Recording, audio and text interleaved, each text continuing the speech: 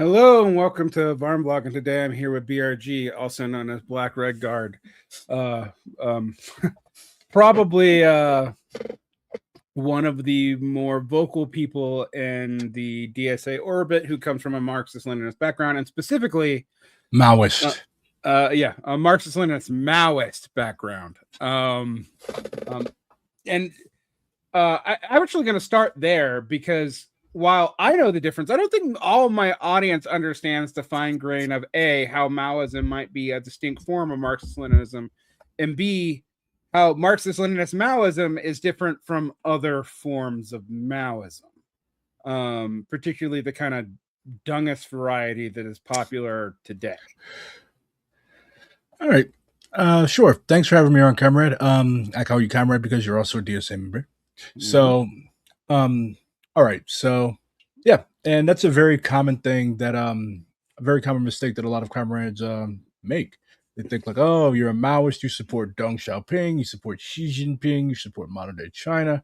Well, if you study Maoism, you realize that Maoism really was not a thing until after Mao died.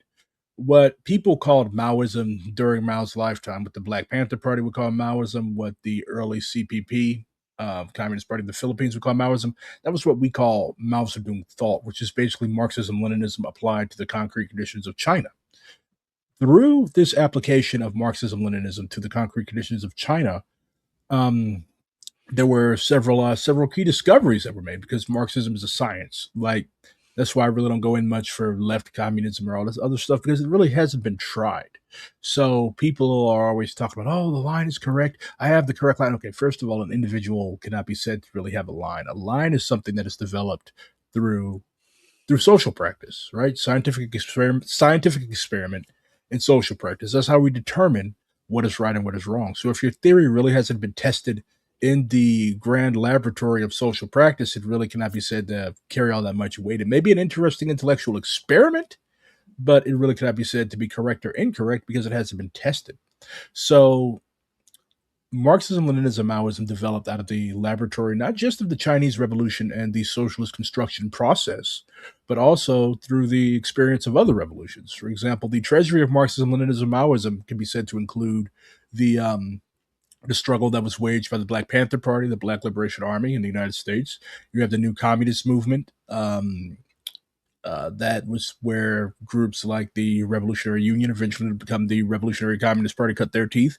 You had a variety of different groups that existed in the 70s. They were all basically splinter groups of SDS and splinter groups of the splinter groups. So you had the Weather Underground, you had the October League. You had a variety, the Proletarian Unity League. You had a variety of New African and Chicano formations that were influenced by Mao Zedong thought.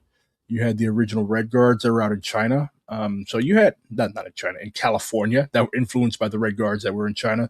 So you had a lot of nationally oppressed groups that were influenced by the fact that, hey, you don't have to adhere to old stodgy Soviet Marxist-Leninist dogmatism.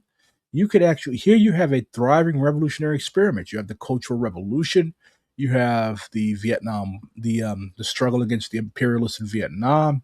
You have a variety of experiences that are being waged by non-white people that are taking Marxism-Leninism as their guide, as their blueprint. They are dogmatically adhering to everything that the Soviets said. If you read Mao, he's very explicit that no, the Soviets did not run us. Even going back to the Comintern era, he literally wrote an article stating that we do not intend to turn China over to Moscow, and he was pretty happy when the Comintern eventually fell apart because he was like, yeah, these people give us bad advice. They don't know what the fuck we're doing, what the fuck they're doing. And it's up to Chinese people to make our own revolution. So going back to what exactly is Maoism, when people ask me, I give them like there's a variety of important things that the Chinese experiment taught us, but what I would say is probably the most important thing about Maoism is that it teaches that class struggle continues during the socialist construction process.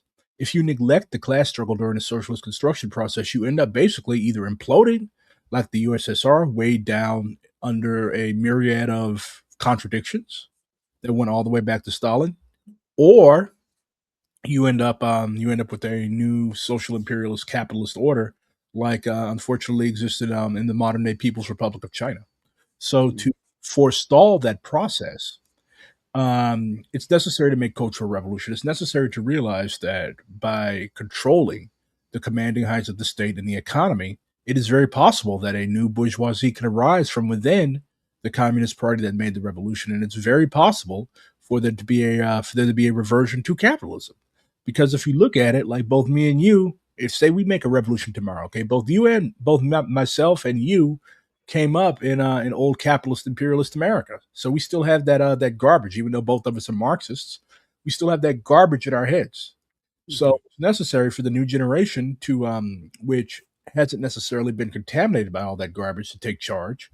And it's up to us, for us old heads, to encourage them. So that's part of what, and like people think that the cultural revolution was just, oh yeah, smash the four olds, destroy everything from the old society. No, that was a major part of it, but the Cultural Revolution was never intended to be violent.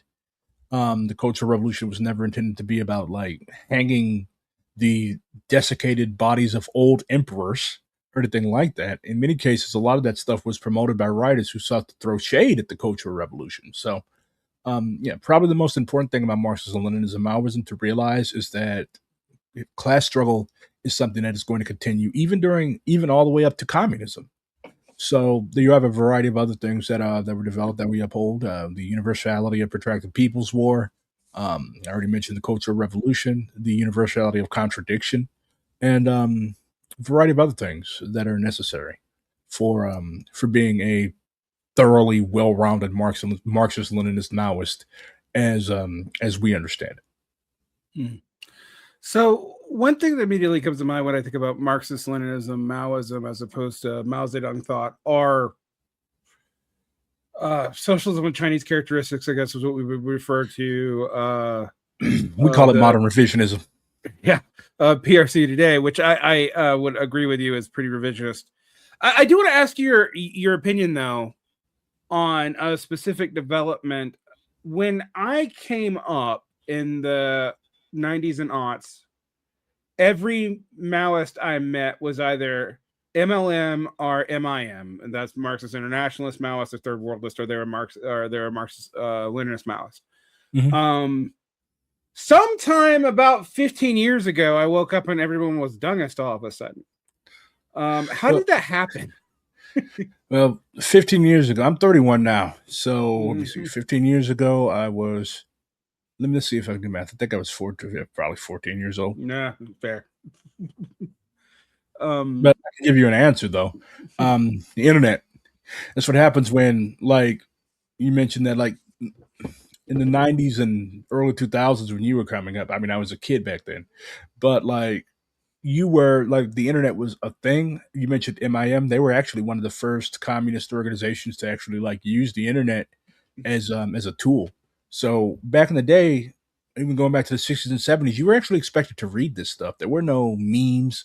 There were no TikTok videos where people could just like spout whatever nonsense they wanted to spout. Like, you actually had to know your shit. Same thing with organizing back in the day. Like, you actually had to go to the meetings. There was no, oh, I'm an organizer because I'm in a Discord server. No, you actually had to go to meetings. You actually had to meet people face to face. You actually had to say this. You actually had to say whatever stupid shit came to your mind in person. And if it was wrong, or if it was stupid, or if it was offensive, you got your ass beat. That's how it was back then. So, why is everybody? Why was everybody? Why do you have people who are Dungites calling themselves Maoists? Why do you have people who are in modern revisionists calling themselves Maoists? Because Maoism is it still attracts people's attention.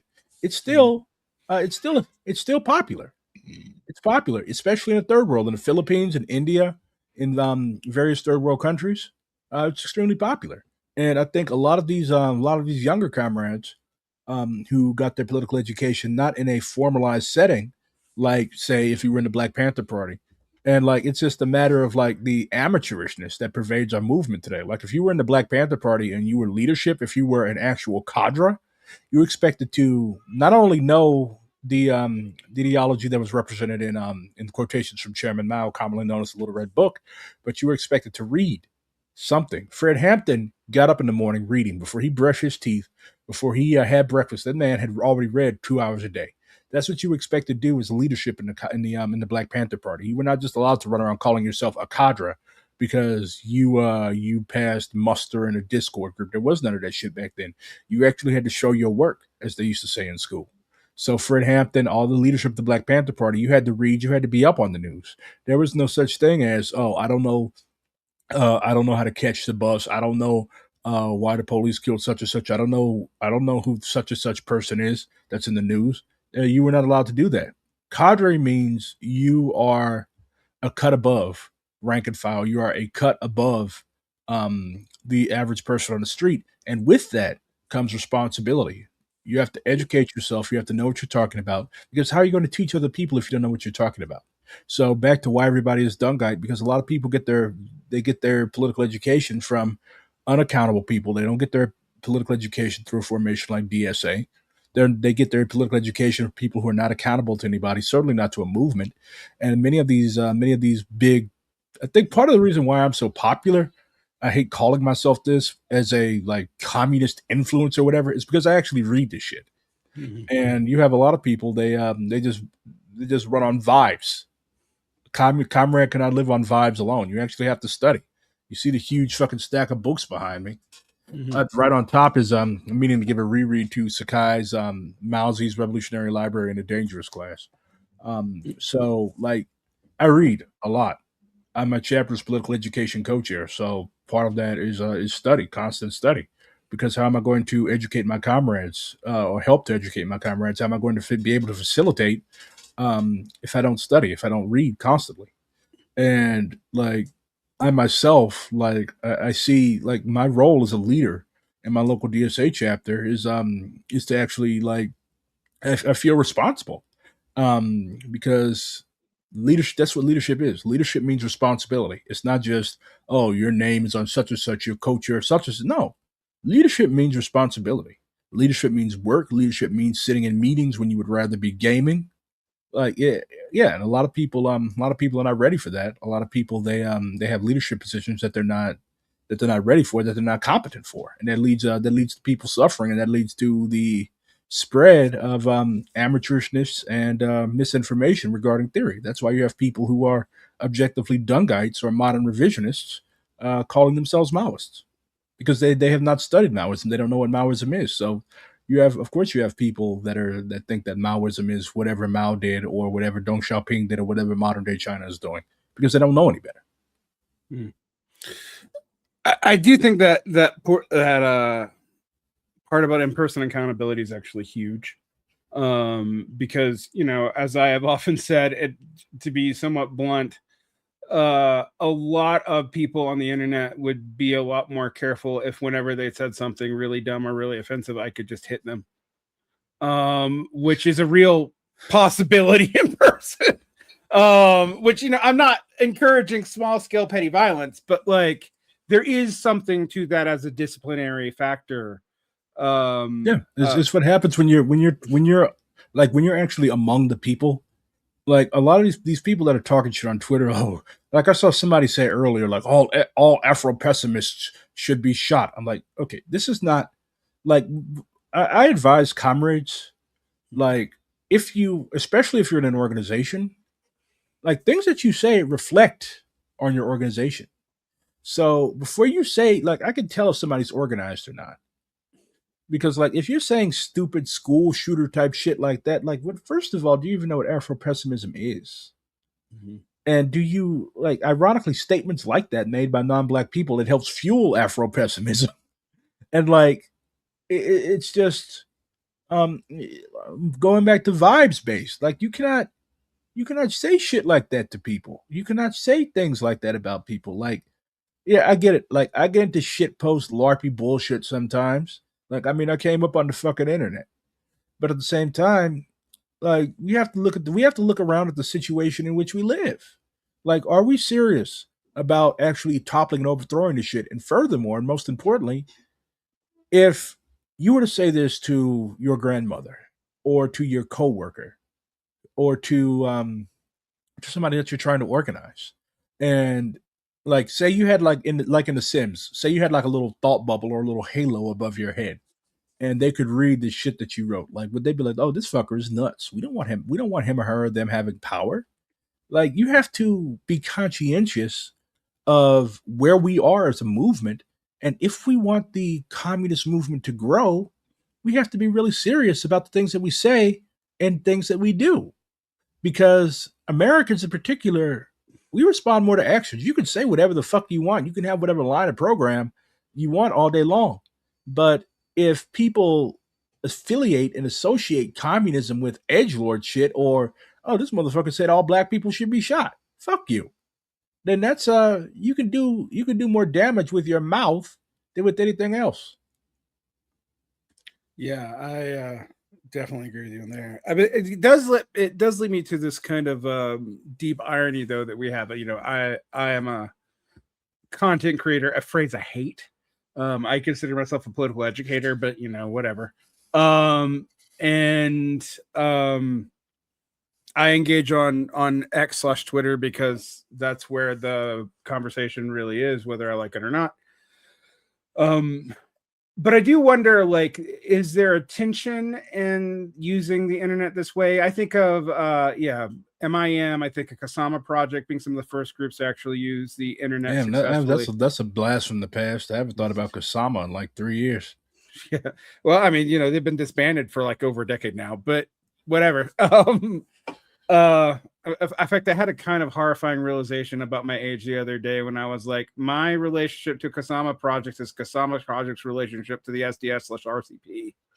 Um, like, ugh.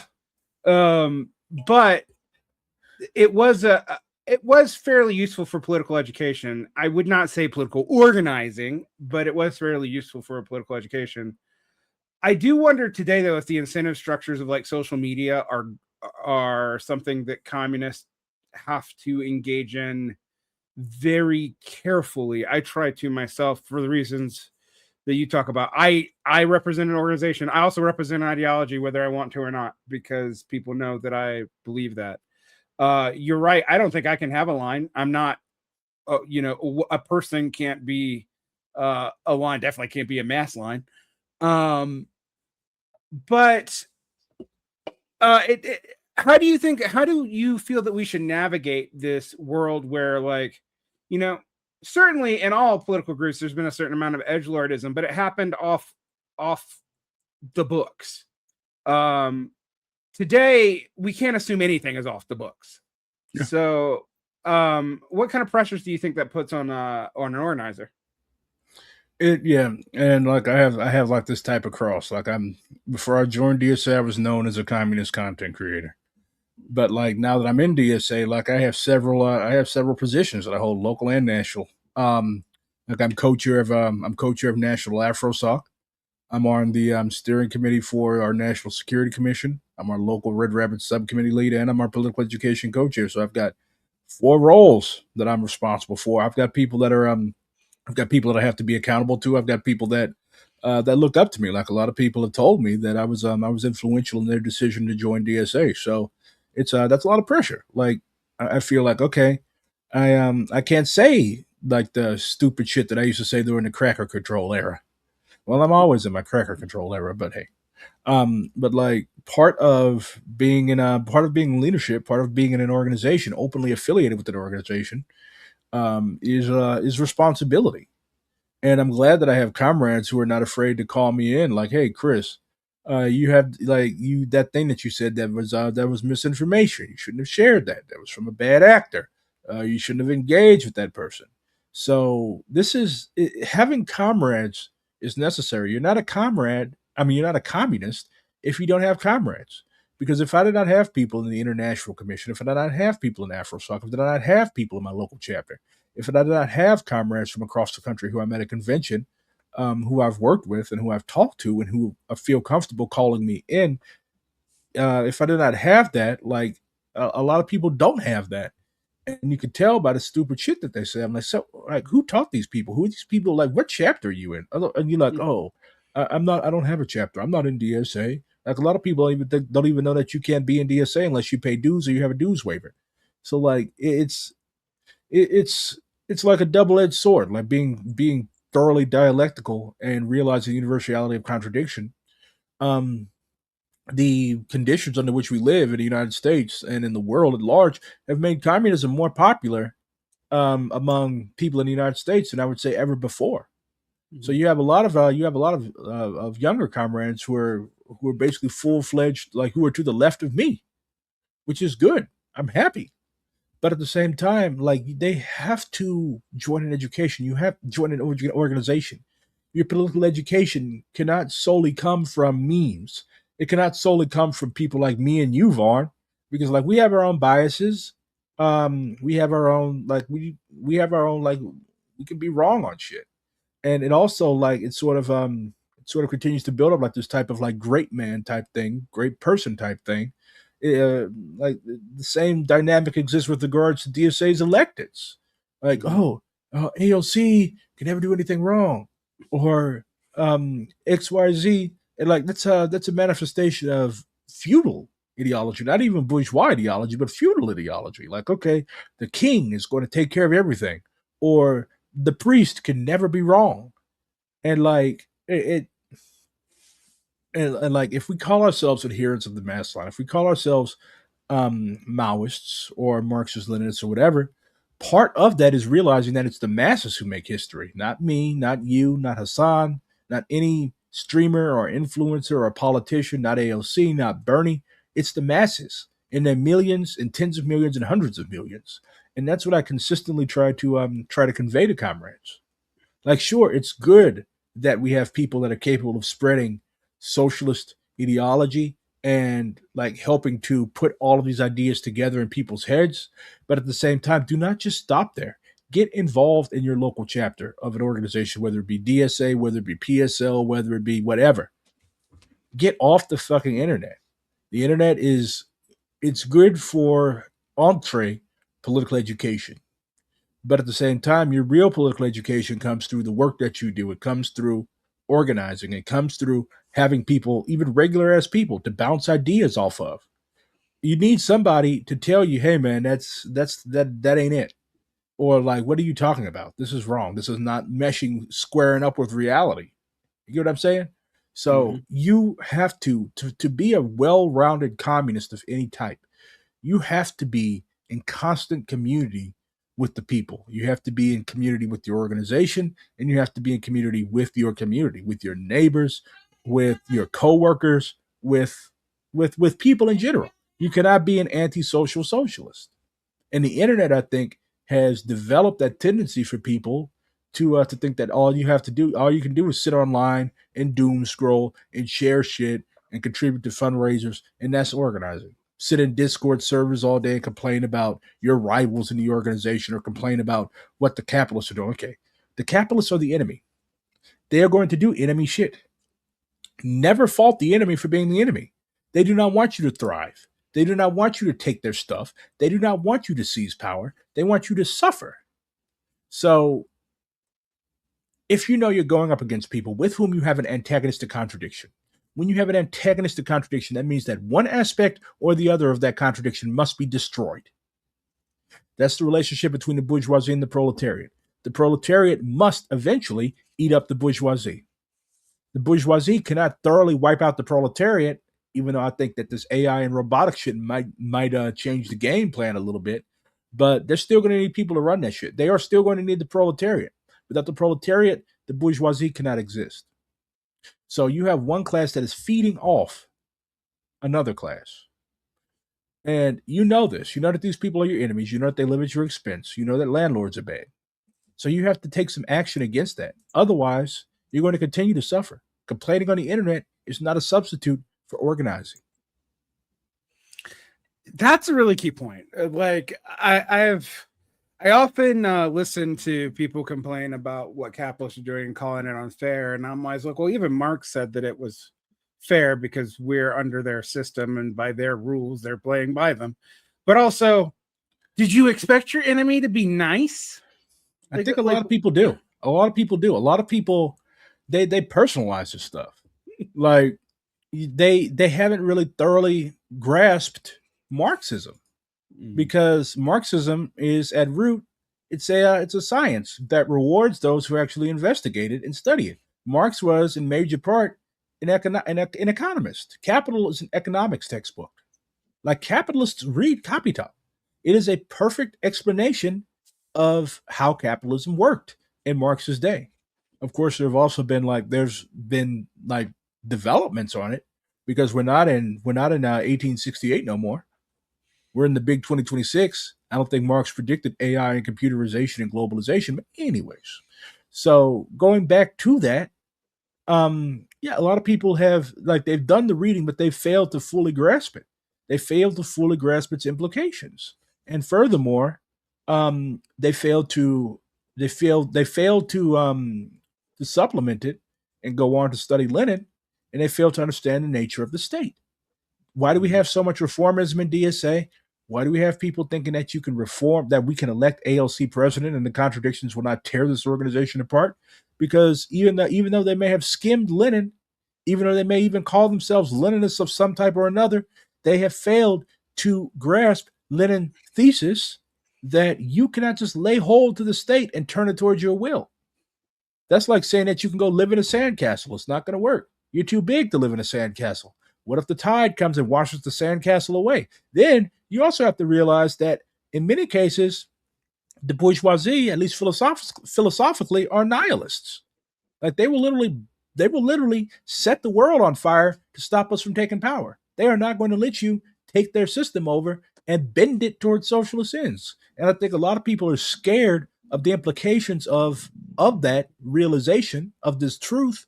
So they bury their heads in the sand, and they engage in delusion and self-delusion, and they actually get mad at you because you do not engage with their delusion, or because you say that they're deluded. And this is a consequence of individualism. It's a consequence of too much time on the internet, and it's also a consequence of postmodernism. I would even say, like, oh, if everybody is correct, if there is no objective right or an objective wrong, then how dare you say that there is? How dare you say that this isn't going to work? And that's why so much of this discourse is poisoned. People really don't have any overarching ideology. They pick up from various ideologies what they think is useful. They don't have anybody to bounce it off of. They don't have any teacher to check their work, and as a result, they make constant mistakes in both line and practice. And Mm. some of these people are leadership in socialist organizations, and that's bad. This brings me, actually, thinking about AOC leads me naturally to the question of Mamdani, um, because he's the current darling, and I am as much as it matters, because I don't live in New York and can't vote for him, a critical supporter of Mamdani, As but am I. but critical. And I find it fascinating how when you do make these criticisms, or when you point out problems that are not about Mamdani's character, they're like, he's going to hit Rawls with austerity almost inevitably. There's going to be no way around that. Or there's no way the police are ever going to really be on his side, no matter how much he capitulates to Tish, or whatever. Honestly, I would go so far as to say that NYC DSA, um, it kind of set Mamdani up to fail, because, like, okay, like, if you're an elected, okay, DSA. Oh, Zoran is probably more involved in DSA affairs than an average DSA elected. I mean, for fuck's sake, the guy stacked at a forum. Like, he literally stood in line with everybody else and stacked for a forum against Chiyose, which I'm pretty sure he's now convinced is a mistake. So he's keyed in, but he also sees DSA, especially, like, this is why I'm kind of a supporter of Mug's line of capturing the legislative apparatus before you try to take over an executive. Because, okay, like, if you put a DSA member, say a DSA cadre, which Mamdani is not, if you put a DSA member in a position, in an executive position, say I become mayor of St. Louis tomorrow, yet the board of aldermen Well, we have two DSA members on the Board of Aldermen in St. Louis. One is the president of the Board of Aldermen, Megan Green, and the other is Alicia Saunier, who I went to college with. So, good comrades. But if the rest of that Board of Aldermen is hostile to me, and I also have the state-controlled police department. Yes, St. Louis is basically a colony of the state of Missouri. We do not even have control of our own police department here. So I'm in this sort of I'm as my grandma would say, wrapped, tied, and tangled. I've got the hostile police that is not even controlled by my city on over here. I've got a hostile Board of Aldermen over here. I've got Greater St. Louis over here, basically like the people that uh, gentrifiers and shit. I've got the county over here riding my ass. Say a tornado comes through again. Now I've got that to deal with. I've got all these people mad at me. I've got to juggle all these interests, and I have a friend. I have no friends nowhere. So that's probably what Mamdani is feeling, and like he has to like balance all these. Like he has to keep the governor happy. He has to try to appease Trump in his way. Otherwise, like people understand like how dependent NYC is on both the state and the feds. Like they could literally what Zoran I think is afraid of is the city being plummeted back into a fucking crisis like they had in the 70s. Like NYC almost went bankrupt in the 70s. And I think that like you already had people that were talking about capital flight and all types of other stuff before he even took office. So one thing that the bourgeoisie is long sighted, and they plan for every fucking thing. So they figured, okay, we've got this guy who's calling himself a socialist. He's about to take over New York. So we're going to do this, this, this. We're going to threaten him with this, this, this, make him play ball. And I think that's something that socialists and communists need to begin doing. Like we react to shit. We react to shit. Like, okay, this stuff happens. Now we have to go out there, emergency protest every other day, that type of thing. The bourgeoisie doesn't have to react to shit. They make us react to shit.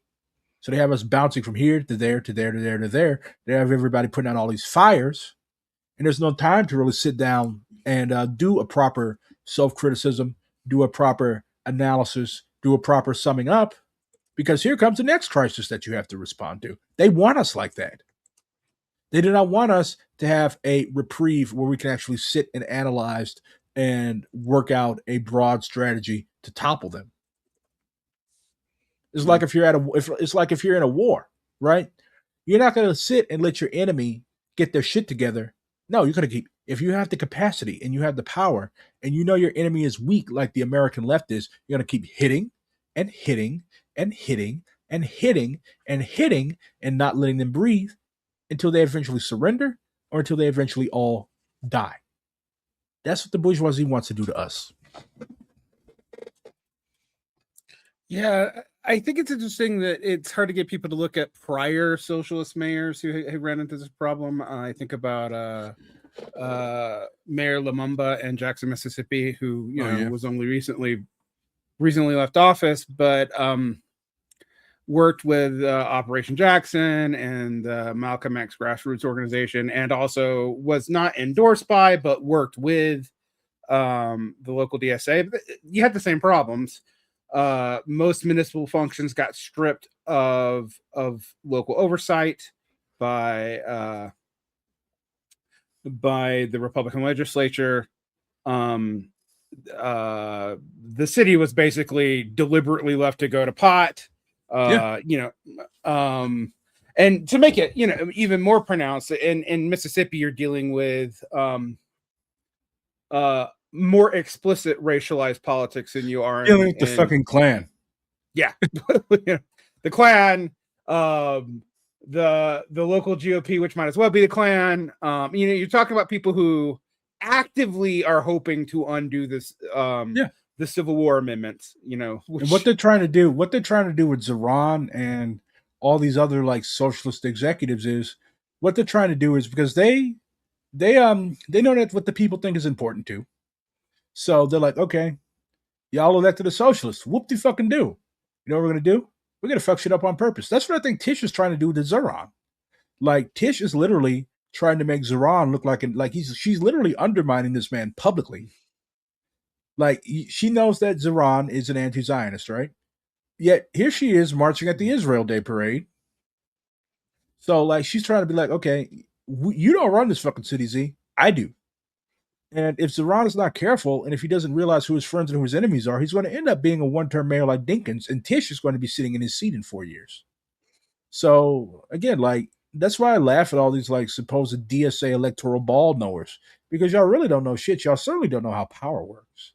Because like if you bust your ass to get somebody elected, okay, and people are bragging about DSA being part of the governing coalition, and yet if we don't have the juice to get our guy to fire an outright enemy of the people, not just a Zionist, but a whole as Zionist cadre from a position of power which you can use to spy on and hurt people, then that makes us look real weak. Like who runs DSA?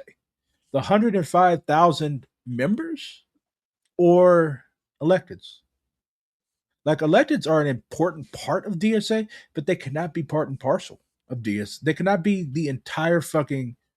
They cannot be the entire fucking what DSA is in the minds of the masses. Because when these people make mistakes, and they always make mistakes, they always will make mistakes. When they make mistakes, they're gonna be blamed by people like me and you. Like if I'm in my old neighborhood trying to get people to join DSA and vote for a DSA candidate, they're gonna be like, if people watch the news, they'll be like, oh yeah, your boy in New York, police still beating people upside the head. Is that what's gonna happen in St. Louis too? Like y'all full of shit. I don't like people calling me full of shit. Those are mean things to say. But if we don't want people saying mean things about us, then we have to actually hold our electeds accountable. Like NYC DSA literally let this man do whatever the fuck he wanted to for months. And now, all of a sudden, certain people in leadership, because he did not endorse the full NYC electoral slate, now they criticize him. You didn't criticize him when he was doing homeless sweeps. You didn't criticize him after they damn near killed a Bangladeshi kid. I don't know if he died or not, put him in the hospital or something like that. But anyways, bad shit happened. You didn't criticize him after Tish's cops literally smashed the dude into a fucking display of wine. You didn't criticize him after he fucked working class Chinese and Filipino women who worked literal fucking slave ships, no more 24. You didn't criticize him. Like within our lifetime, a Palestinian mass organization had a letter regarding Tish all the way back in November, if I recall correctly, after he won the election, holding him accountable, doing as leftists are supposed to do, doing as revolutionaries are supposed to do, holding feet to the fire. That I saw no, I saw like, why didn't NYC DSA sign that letter? Now you want to criticize him because he fucks over people because he fucks over some candidates that I like, but at the same time, people are not dumb. People can see hypocrisy, and people are going to be like, okay, so y'all weren't talking about this shit months ago. Like we cannot afford to keep being caught being the tag tail. I was going to ask you, because structurally the DSA does have a NYC issue. I'm in it. I can speak to it too.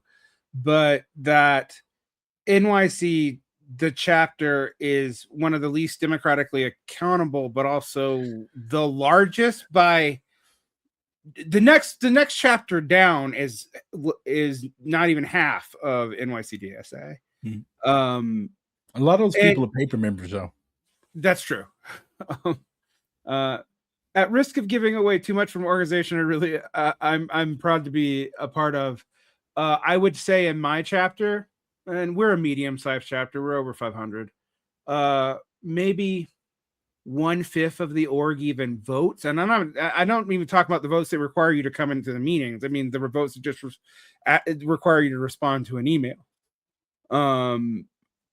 And I've been talking about that, like, are we really all that meaningful if we're basically a donation organization that, like, anywhere between a half and a fifth of the organization is actually active in and knows what's going on. That's why, like, I'm a big advocate of we have to do, if people are not actively engaging with the organization, then that's a problem. Because like the Black Panther Party, like their members were always, like, you literally had to be active. You could not just be, there was no such thing as a paper member of the Black Panther Party. You were either a Panther or you were not a Panther. If you were not seen helping to sell the paper or staff the office, there was a problem. And of course, like DSA is a mass organization. The Black Panther Party was a cadre organization, so it's a difference. But at the same time, yeah, there is no reason why. Well, there are many reasons why half a chapter or a third of the chapter is inactive. It's because the chapter is not doing stuff that people care about. Um, Especially the more electoral heavy chapters.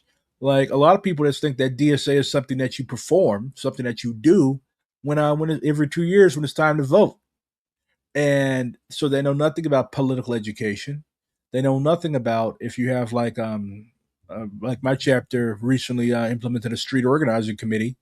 That's where we have our Red Rabbits. That's where we have our mutual aid subcommittee. That's where we have our neighborhood organizing subcommittee. And I would dare say that that is probably the main reason why a lot of our newer members have joined.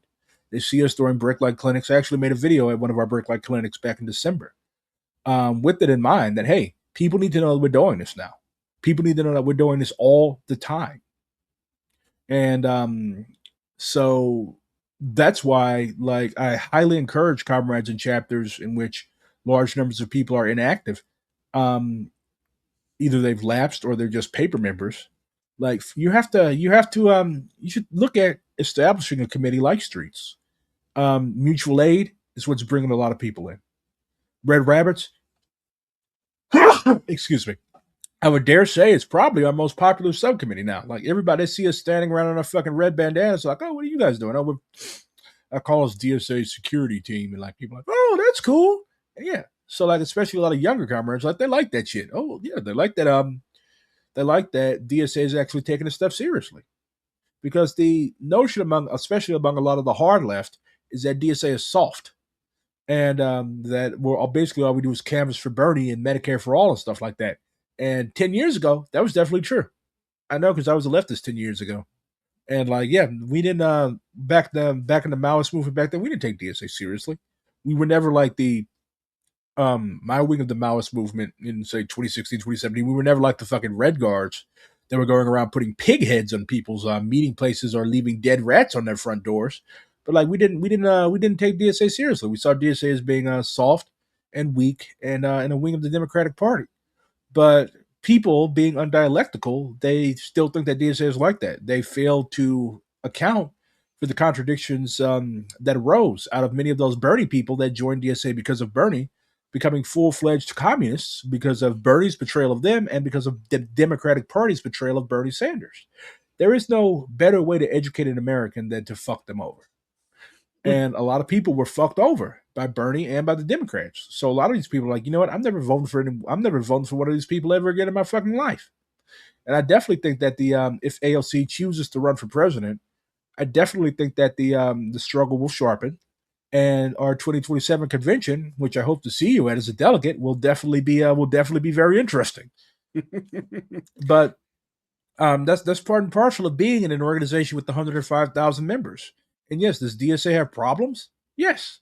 Would I be at any other org? No. Like, what is the next largest organization after DSA in left in the United States? Either PSL, the CPUSA, and even then, I don't really know what their numbers is, and no one will tell me. In the hundreds. Yeah, not one of them. Not one of them. Maybe CPUSA, I would say, but like most of those people are either old and decrepit or on their way to joining DSA. Yeah. So in terms of active like CPUSA cadre, I would probably say hundreds. PSL, who I respect, I have like DSA and PSL and STL work very well together. We marshal together at rallies and stuff like that. Like I consider many of them close comrades and friends. We have different opinions on certain things. They are MLs. I'm MLM, but at the same time, like they're still of the left. They're still communists, and I have I'm not like a theoretical left unity guy because that's never going to happen. But at the same time, like our enemies are, for all intents and purposes, united against communists, and we need to have some sort of tactical unity. But yeah, I would dare say that PSL's active cadres are maybe in the high hundreds too. No other org in the United States approaches our numbers. We have 105,000 members.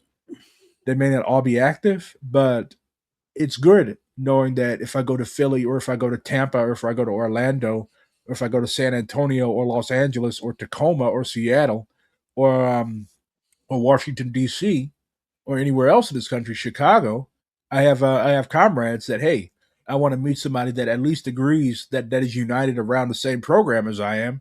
That I can do a local DSA drop in social event, something like that, and go to one of their polyed, and I have people that I can bounce ideas off of. That is extremely useful, especially like you need comrades.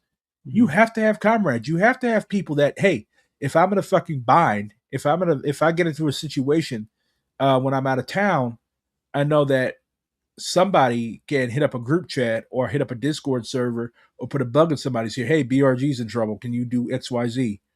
Yeah, that type of like that's what the old communists had. Like back in the 30s and 20s, if you were out of town and you were a wobbly or you were a CPUSA member and you needed a place to crash for the night, you could go down you can go down to the party office or you can go down to the IWW hall and get a room for the night. Like that's the type of community that we need to build back again. We cannot just be itemized from each other and bounce it off of each other because you cannot build a movement like that. Yeah, I think that's important. We've been trying to establish offices here for that reason. And I mean, I was trying to point out to somebody, I was like, yeah, even with my critiques about the paper members, if the ratios are similar to here, that still means that we have 30,000 active members, which is still an order of magnitude above anything that exists out there. Nobody can touch us. Nobody can touch us when it comes to membership numbers.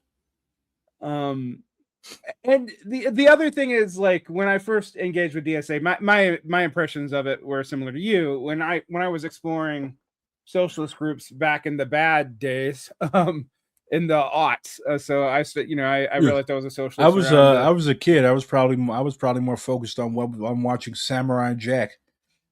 If anybody remembers that, or Samurai Jack and fucking whatever else was on Toonami. I was an Adult Swim kid. I would watch all that weird shit. Maybe that's why I'm so fucked up now. We could talk about the media of the aughts. That's its own special hell. Like that's why like people like I don't get like I don't say offensive shit, but like I don't really get offended by like, oh, you called me a racial slur. What am I supposed to do? Go commit seppuku? Like I'm like, bro, I grew up with fucking Carlos Mencia and fucking Andy Milonakis and Dave Chappelle in his prime. I grew up watching Def Comedy Jam, that type of shit, like some more, all those types of people. My mom had me watching that shit. Never mind early Tyler Perry when he was actually still doing the plays. So I'm like, bruh, come the fuck on. Yeah, so that's my world, and I'm in my 40s now, so I very much remember that as my young adulthood. But to put the difference in like the socialist organization in this country in perspective, though, I was in Atlanta, which major city, lots of working class people, lots of people of color, tons. And we're not people of color. We are black people. But yeah, I hate that term. That's comforting, actually. Lots of black people, Asian people, Latin people, out in Atlanta, and there was not a single socialist organization other than like an IWW, basically historical reenactment group. Because most of those people that you just mentioned, most of those BIPOC people, black and indigenous people of color, they knew that most of these organizations are white run and they exist solely to parasitize the struggle in our community. Like most of these people, most of our communities never see these people unless the police kill somebody and they're trying to recruit us into one or another type of opportunism. That's why there was no socialist movement back then, because they correctly see most of these little small brownie groups as parasites. Like, y'all only come when the police kill somebody, and y'all don't even come because you give a fuck about us. Y'all come because you want to recruit us and take money from us for dues, and y'all don't really serve our community. That's Absolutely. Why. That's why there was no movement at that time. Arguably, it's also true of poor white communities too. That's one of the like if you, I'm pretty sure you've read Kwame Ture, also known as Stokely Carmichael. Every black organizer, I don't know what it is with white leftists and their seeming inability to talk to their own working class, But like, I look at it like this: if your own working class doesn't listen to you, if you can't organize in the trailer parks in Appalachia, like why the fuck do y'all keep trying to move into black neighborhoods? Appalachia needs you. You all are always talking about John Brown. John Brown wasn't fucking shit posting. Well, I guess back then it would have been shit mimeographing from Connecticut, where he was from. Like he was actually moving around. He was actually going where the enemy was at. The enemy was in Kansas. There's a struggle in Kansas. He was there. He was martyred at Harper's Ferry, Virginia, trying to help liberate my people. That's what a white ally does. A white ally does not sit on the internet or come to our neighborhoods after the police kill one of us who were already pissed off, try to tell us what a revolution is. We know what a revolution is. You keep in mind that we produced Malcolm. Who is the white counterpart to Malcolm X? Like y'all are going through some shit too. Not as much shit as we're going through, but as there's less goodies and shit to give to y'all, y'all are gonna start being treated more and more like us and our Latino and indigenous brothers and sisters. So you all are always trying to offer us organizing advice. Why have you not tried the organizing advice in your own communities? Why are there not thriving DSA or PSL or whatever chapters in Appalachia anywhere outside of fucking Asheville, North Carolina? Like, where were you in the fucking mountain? Like, you all are always talking about Blair Mountain. Have you visited Blair Mountain? They're still poor as shit down there. Yeah. Yeah, I mean, I make a big deal out of this because I'm from Macon, Georgia, city that's 6% black, 30% poor white, 10% rich white and other. Old cotton money. Yeah. And now there is finally a DSA working group there, so that's good. But like I'd be like, I don't see any of you down here. I don't see union movements down here. You know how I could tell you were a Southerner, Vaughn? You know how I could tell you were a Southerner, though? What's that? Because only Southerners, black people do this too, only Southerners use that first initial, middle name, last name. Yeah. Yeah. You have a name like a fucking governor. Yeah, I mean, people like that reads high class. I'm like, it just reads Southern. We all use our middle names for some fucking reason. Yeah, or first two initials like EF, RC, JB. Yeah, both black and white. Like for as much as black people and white people in the South fucking hate each other, our cultures are basically mirror images of each other. Oh yeah. Like white people up north, they basically talk about rednecks like you, like they talk about black people like me. Yeah, that shit's fascinating to me too, because not that I want to like portray like the Southern experience as some kind of like kumbaya shit, because like I was barely white enough to be counted as white in certain circles, and I'm pretty fucking pale. And why didn't they consider you white? Because I have non-white ancestry that's immediately available, and my family's intermarried into black families, but notice I said intermarried, not descended from. But yeah, I was like, okay. And it's weird because there's all this leftist culture very much has like a northeastern educated elite register, even when it's not that. And you know, I find it like hilarious that like people can't, to use a word that has been ruined by liberals, but used, you know, when it was founded by Stuart Hall, how to mean code switch appropriately. And by code switch, we do not mean, I don't, you know, I'm never gonna fucking adopt like black vernacular speech patterns, because that's ridiculous. Like, but I do know that like there's certain shit that I would say to white academics that I'm not gonna say to, you know, someone on the stoop up the street from me where I grew up. I don't code switch. I talk the exact same way. I talk the exact same way to everybody. I refuse to code switch. I guess that makes sense. Yeah, like, well, I'm not gonna let anybody change the way I fucking talk. This is exactly how I talk when I was presenting my senior thesis in college. Like, I don't change my accent or anything for anybody. If I do it subconsciously, but I like some people intentionally do that shit, and it's weird. Yeah, it's interesting to think about your socialization. In my case, I have a Southern accent, but it now only comes out unconsciously when I'm talking to people from about where you live south. Um, Whereas I was pretty much educated to eradicate that and now I see it as very class coded. And when I talk to like nobody wants to talk like a hillbilly or a redneck no more. And like when I like when I talk to Southern comrades, especially Zoomers, it's really bad with them because they don't just have like teaching in schools to not talk like that. But they also have like the internet, which is basically flattening everybody's accent to either Midwestern or like Cali, because that's where a lot of these influencers and shit come from.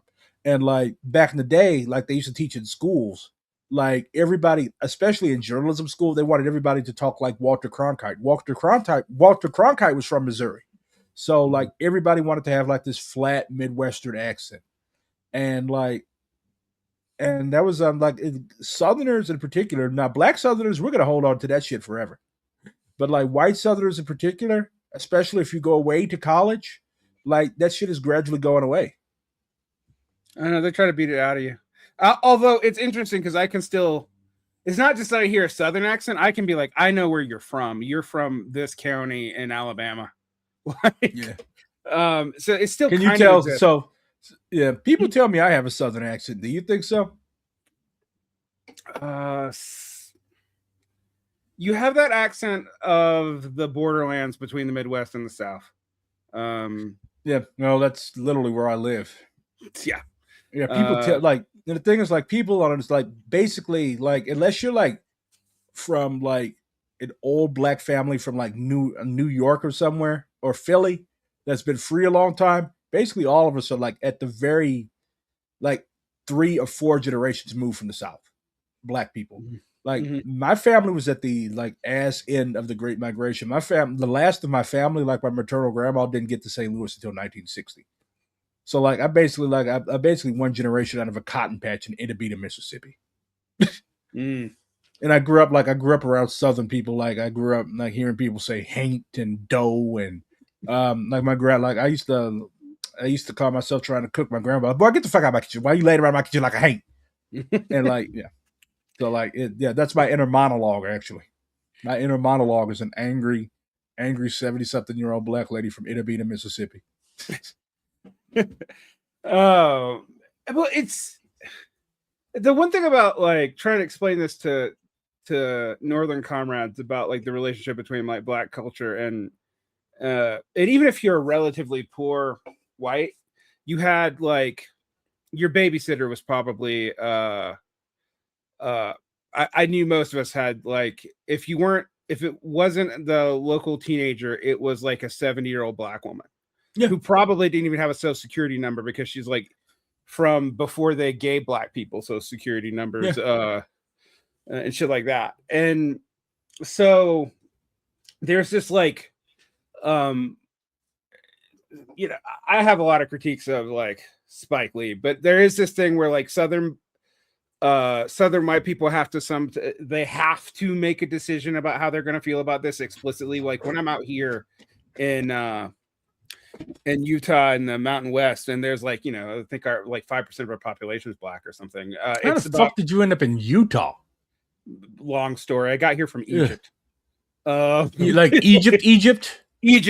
Yes. Fuck.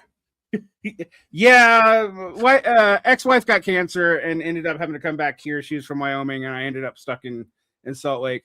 But I used to teach in private schools abroad. I used to be like, I'm a lapdog of the comprador petite bourgeoisie, basically, and I'm always downstream of the State Department, unfortunately. So you were in like Saudi, all those places.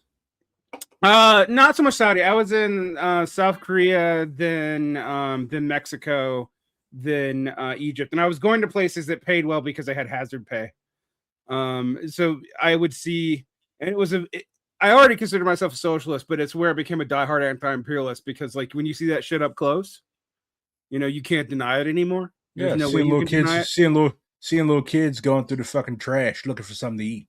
Mm-hmm. Like that's what I'm certainly not a third worldist, but like I worked in homeless shelters in the United States, and like I know comrades who come from the Philippines, who come from India, like not upper class. I mean like trash mountain Manila, Mm-hmm. like slums in Mumbai, Mexico, Brazil, like the fucking favelas, those neighborhoods that are literally run by gangs, and that are literally like just shacks stacked on top of mountains outside of Rio, Mm-hmm. and like the poverty, and yes, there are still poor people. There are still desperately poor people in the United States, but it's radically different than if you're in Brazil and you literally have to go through the garbage, or if you're in fucking Manila and you have to go through the garbage for something to eat. Whereas here, like I've met people who are literally homeless, who like if you're in Manila, if you're in Brazil, if you're in Rio and you're homeless, you don't have no car, you don't have no multiple changes of outfits, you don't have food delivered to you every day. You eat out the trash can. You wear whatever the fucking missionaries saw fit to give you, and you don't go to school, and you don't have no car. You walk everywhere. You can't even afford to take the fucking train. Matter of fact, you can't take the train because the cops will drag you off of it if you look a certain way. Mm-hmm. So, like, it's amazing, like the stark difference between the poverty in the imperial core and what goes on in the global south because of us. Yeah, this is shit that gets to me when I hear people like America's becoming a third world country. I'm like, no, shut the fuck up. One, you're not as resilient as the peasants and the proletariat in a third world country. Americans are fucking soft. Like I see it, Yeah. like I see the shit I see the shit people be talking about on Twitter, and like it's like, oh, I was made to speak at a meeting, and I'm having like, bro, you don't know what anxiety is. My mom was locked up when I was in high school. That was anxiety. Like that was some anxiety inducing trauma inducing shit. And like I don't make light of people's, because like we all have different spectra. We all have a different baseline. But like just seeing the types of shit that white people complain about, it's just fucking stark. Like I was talking with a Mexican compañero once, and he was basically saying the same fucking thing. Like, yeah, these people, and he was a socialist. He's like, these people aren't ready for no fucking revolution, man. They can't even order a fucking pizza without having an anxiety attack. Like I'm like, bro, I'm coming from where if you pit like he's like compañero, like, dude, I'm from where like if you piss the wrong people off, you go missing and they never Mhm. find you again. And like these people are here, they're whining about like remedial shit. They're reminded about shit that we would be happy to have to go through back home. But like my cousins disappeared all the time, like horrible shit. And like it's just like that's why and I'm not, like I said, I'm not a third worldist. I'm not an accelerationist. But like a lot of these people have to toughen up, man. A lot of these people have to toughen up, and they have to realize that this shit ain't no fucking game. Like you are not just going to have revolution delivered to your doorstep like a fucking Grubhub order. Like you're going to have to actually. It's in a way it's chauvinist. It is Mhm. chauvinist. Like what makes you think that you should go through your college unscathed? There's kids who literally throw away six-figure careers at Columbia to stand with Palestine. Fred Hampton was murdered when he was 21 years old. 21 years old. A lot of these people, Malcolm X, Medgar Evers, Martin Luther King, they didn't live to see 40. That's sacrifice. What makes you think, white person in the Imperial Corps, that you deserve to reap the fruits of other people's sacrifice? That you deserve that you deserve to experience socialism and communism without bleeding for it? How many people did the Chinese have to sacrifice? How many people did the Russians have to sacrifice? How many people did the Angolans, the Mozambicans, the Azanians, the Black South Africans? How many people had to die so that my people would be free of slavery? And we still aren't free of slavery. So what makes you think that you're so special as a white American that you don't have to shed blood like everybody else? It's a form of chauvinism. It's a form of exceptionalism. It's amazing too, honestly, when like I got in trouble once. It was right before I joined the DSA. I was working with a workers center, and we were talking about repressions of unions, and I was like, okay, I'm going to be quite clear with everyone in this room. Yes, organizing now is a lot harder than it was in the middle of the 20th century. You're not wrong. But a bunch of comrades that I knew in Egypt during the sugar riots, who were trying to organize labor during the sugar riots. And if you like, the sugar riots happened under Al-Sisi before he reinstated the emergency security order. And it was because China, of all places, pressured Al-Sisi to float the Egyptian currency, which caused an immediate economic clash.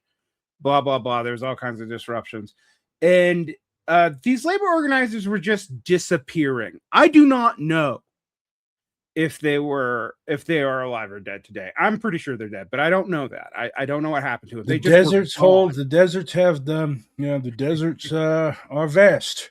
Yep, and people were like, oh well, you must have felt safe, and I was like, no, dude.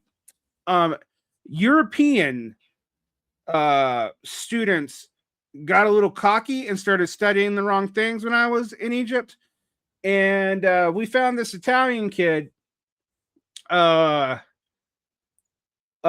to death with all of his fingernails and shit pulled out. And oh yeah, and I'm like, and if they'll do that to a European, another one is a accidentally bomb the Mexican attaches party, even killing a couple of Americans because they got too close to what was going on in the White Desert.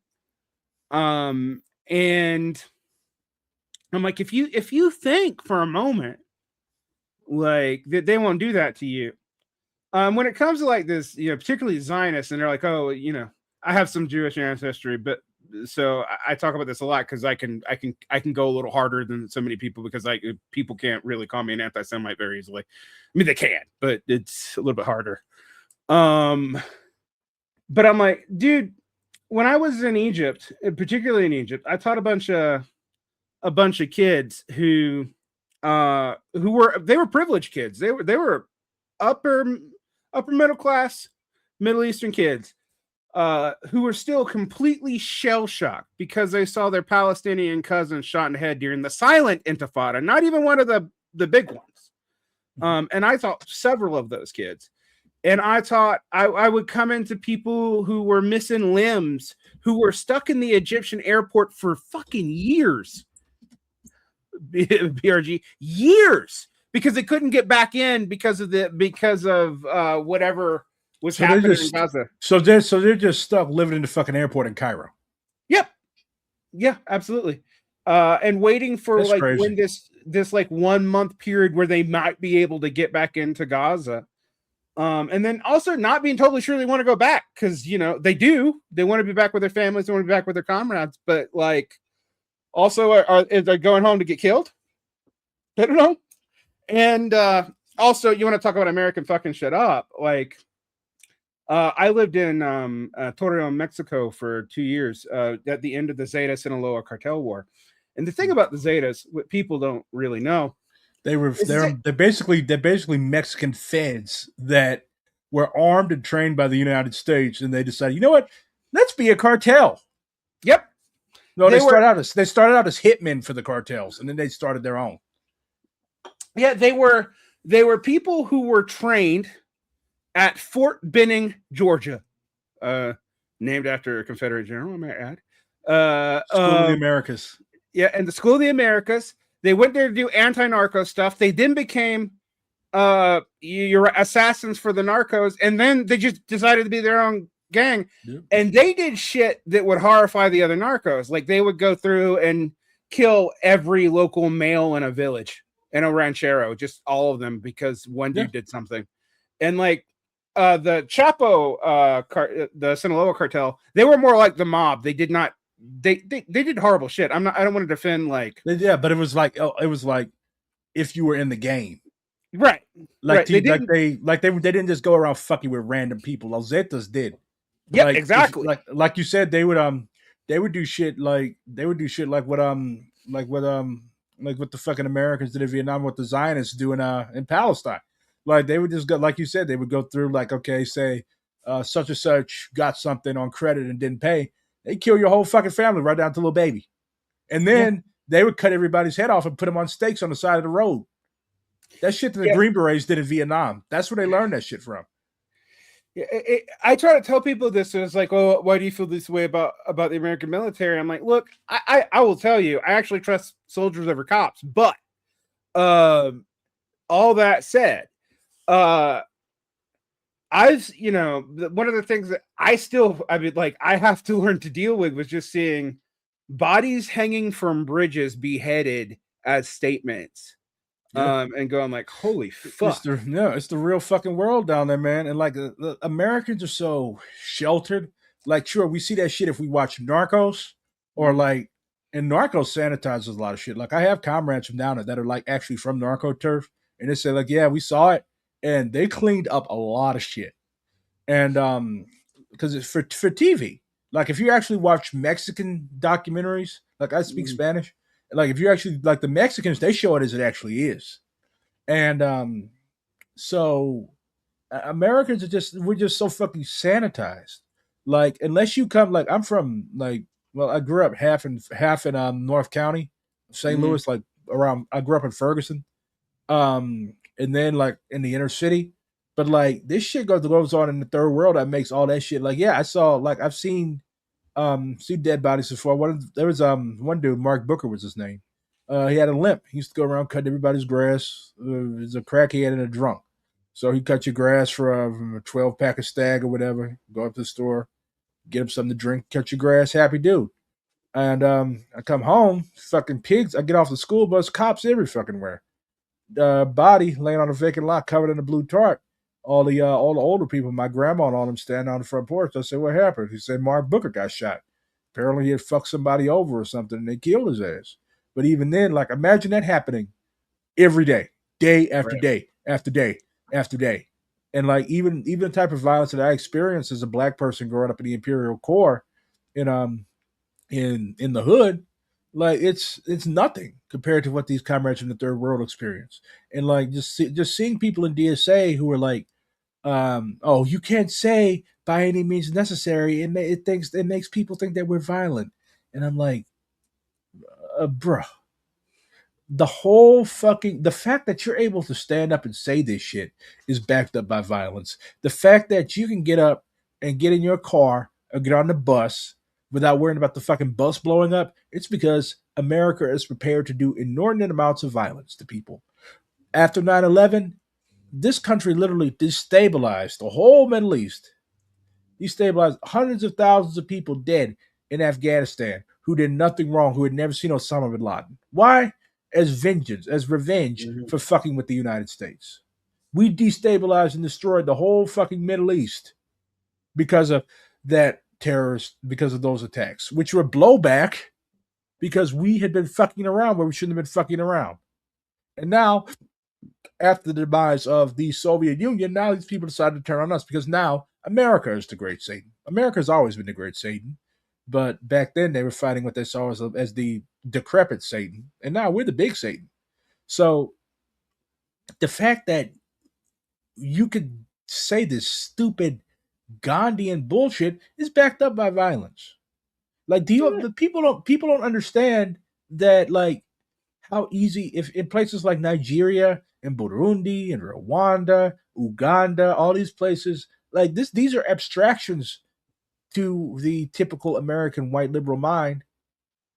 But talk to refugees from these places. Talk to these refugees if they open up to you.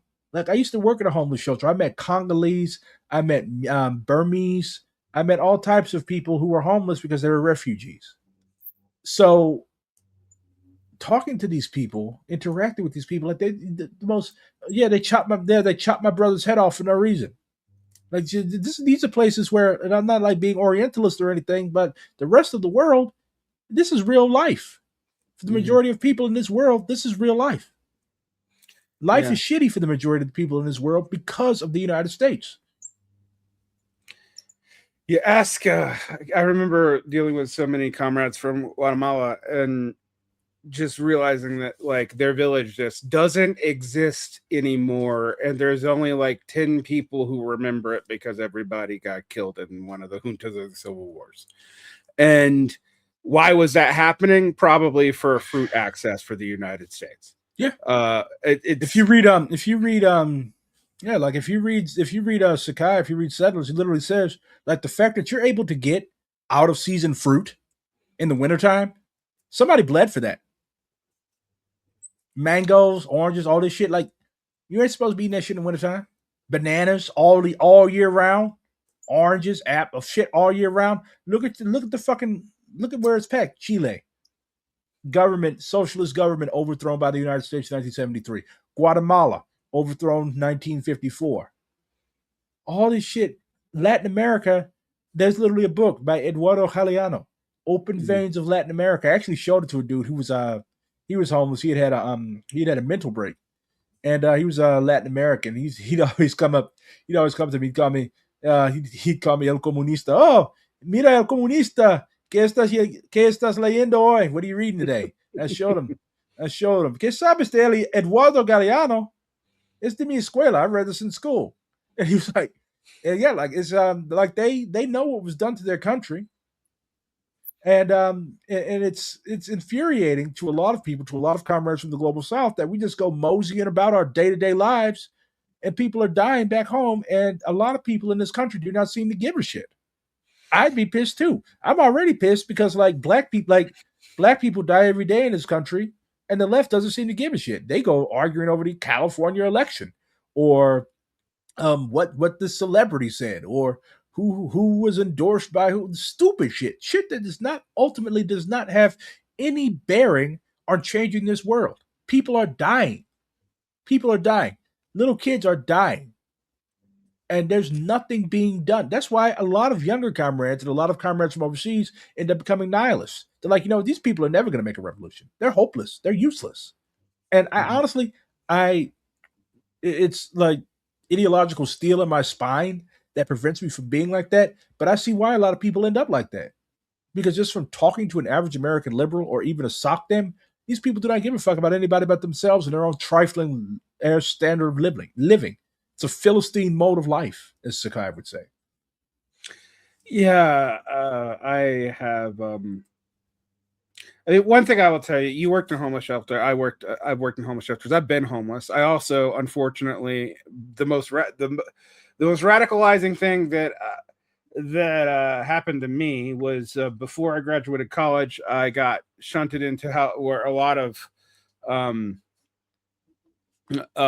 barely not lumpenized white people go, which is in the correctional services. So if you don't end up in the prison, they try to get you to work for it. And I will tell you that was the first step of really opening my goddamn eyes. Were you there as an inmate or as a guard? I was there as a guard. My brother was an inmate. So no, that must have been awkward. Yeah, it was fucking weird. I didn't make it very long. There's whole towns in Missouri where like everybody works for prisons. Like Panther, Potosi, like a lot of those towns would be ghost towns.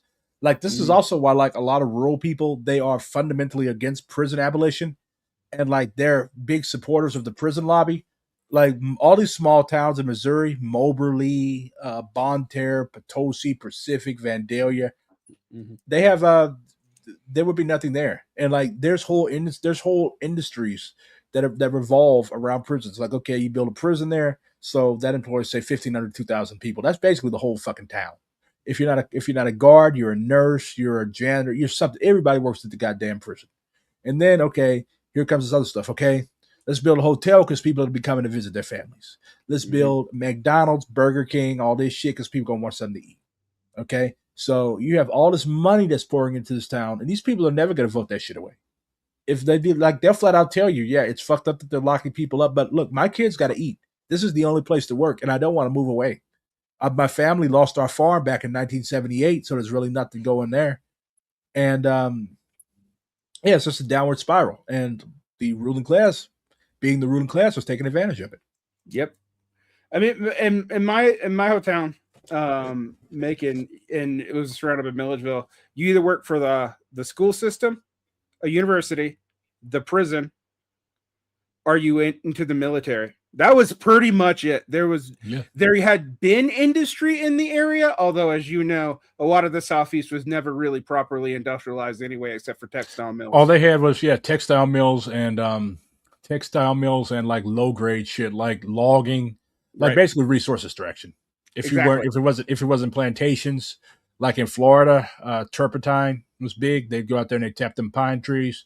Sugar, orange grove, shit like that. But yeah, the only industry in the South was in New Orleans around the ports. You had Charleston, New Orleans, Atlanta, Birmingham, which is basically the steel center of the South, Mm-hmm. and like all that shit came after the Civil War because Northern capital they basically saw the South as its periphery, and so yeah, you had Northern and also in some cases English capital that was investing down there. Yep. And when I try to explain, like, okay, well, why is the South so reactionary and so racist? And I'm like, well, the racism should be fucking obvious, but the reactionariness is because the economy has never really been completely modernized. It kind of has now, but it kind of skipped the industrial phase. And I do think that people need to understand this. And the other thing people need to understand, you and I talk a lot about I say the lumpenized because I don't like the stigma of the lumpen. And I think a lot of people are in and out of that position a lot more than it's realized it's not particularly static. I'm glad you brought that up. Like people don't realize that class is fluid. Like in the lumpen proletariat, it literally means broken proletariat.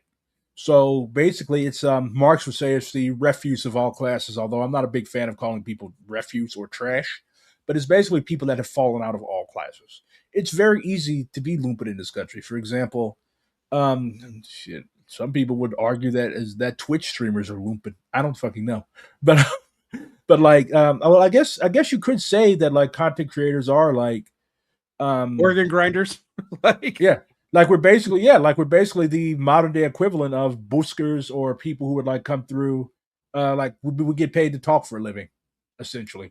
So the argument could be made, but anyways, like um the lumpen proletariat is basically like it's people that have fallen out of classes. Like if you're a proletarian, you work at a factory, you worked at a factory for 16 years. Say you're one of the auto workers up in Detroit. Okay, fucking thing falls, fucking a piece of equipment shears your right arm off. Okay, boom, you're lumpen because you obviously can't go back and work with the machines no more. You're fucking you're disabled, and so now you're on Social Security. So technically, you're lumpen now, and that's very easy. Like people do not understand how easy it is to be disabled in this country. Like you're especially because our main modicum of transportation is hopping in cars, which are basically several £1,000 death machines. Like, okay, you look down at your phone at the wrong time, and if you don't die, now you are disabled, aka lumpen for life. So a lot of people don't realize this. Like, do not take your health for granted. Do not take being abled for granted. That's why disability justice is something that people need to pay more attention to, because even out of naked self-interest, it is something that could easily happen to you. Yeah, that's actually huge. I've been looking at the statistics on the amount of blue collar workers who can't work anymore. So it's 1/8, and if you're Black or Latin, it's like 1/6. Yeah, because we do the dangerous shit. Right. Like you got Latino, like you got Latino comrades that they sweat on fucking roofs in the middle of July and August. Okay, you take a wrong fucking move, you fall off that fucker, and break your back. You're in a wheelchair for the rest of your life, at the very best. Yeah, if you survive it, and yeah. people don't. It's become more and more invisible in the United States in a lot of ways. But I'm like, it's massive. It's a massive issue here, and you and I both will astound the virtues of being in a DSA, and because if nothing else, you're in a mass socialist organization, whether even if it's very, very imperfect. But I do chastise the DSA for being too metropole urban. Yeah. Not paying because enough. Thankfully, we have a rural organizing committee now. But yeah, like, it is funny because like people, they have a very bourgeois notion of how what rural areas are like. It's like people are always talking about, oh, we used to live in the fresh air. Let's return to greenness. Let's walkable urban areas. And I'm like, bro, walk for what? Even if the urban areas were walkable, your lazy ass would not walk a bike nowhere. Like it's just like romanticizing. It's bourgeois romanticizing. Like my family comes from a rural area, just like yours does. These areas fucking suck. My family left because they got tired of picking cotton and moonshining for a living, and they also got tired of like being in a place where if you looked at a white person wrong, they would do horrible. Yeah, they would do horrible things to you. Like I have members of my family who were lynched. It was not a happy experience. That's why we left rural areas. But white people whose experience in these areas is like maybe 2 centuries past, they're like, oh, I wish we could do that. Like, bro, let's be real. You are thoroughly domesticated and tame. You are not growing shit on no fucking farm. It's like a mirror image of this whole cottagecore bullshit. Yeah, that shit's frustrating to me. Yeah, it's hard. It's hard. Fuck. Like I used to listen to the like when I hear the elders in my family talk about growing up on the farm like this. I'm like, this is fucking ass.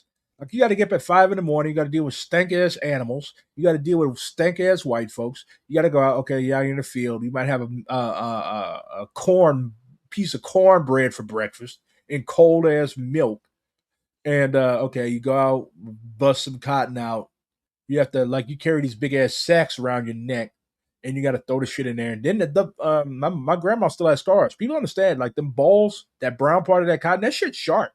Yeah. You go down there, so you got to reach down and pluck that shit, cutting yourself up. She lost a tooth when she was like 12 because a pump kicked her in the mouth, like those old school pumps that you just have to do. Like that thing jumped up and knocked the fucking tooth out of her mouth. One time a cow chased her under the fucking porch because she had a red dress on. Another time a peckerwood, a white dude, tried to rape her in the cotton gin. It was fucking horrible down south. And that's what you want? It's it's something else. It's amazing to me that people don't want to deal with the real contradictions of like, I mean, this is one thing the DSA is both good and terrible at simultaneously because we have our Jacobin faction that is like, well, if we all just got along, and I'm like, wait. There's a reason. The original Jacobins would have a lot to say and do about that. A lot of people would get haircuts. Yeah. Well, when I'm mad, I call Jacobin magazine Gerontion or Orleans, but that's a joke a lot of people don't get. I just call it Crackabin. That's a joke a lot of people do get. Yeah, they get that one. I do find it very funny that Trevant even though their main guy is like Trinidadian, I think he's like Indian Trinidadian or something. Bhaskar Sunkara. Mm-hmm. Yeah, I think I cursed him out on Facebook once. I can't remember. Yeah, back in the bad old left book days. It's amazing. Like I'm constantly running into people in DSA that I know from like left book years ago, like Bhaskar Sankara. A lot of these people that have gone on to like start like left magazine. Like I remember when Jacobin was first fucking starting out. Yeah, me too. And yeah, and it's like I used to run across these people in random Facebook groups before they were who they were. And it was just like we were all just fucking millennials arguing and shouting at each other. And now, like, here we are, like 10 years later, and yeah, now we've all got, I guess, the leftist equivalent of jobs. I'm a DSA cadre, and Bhaskar Sankara is a liberal. Well, he was a liberal back then too.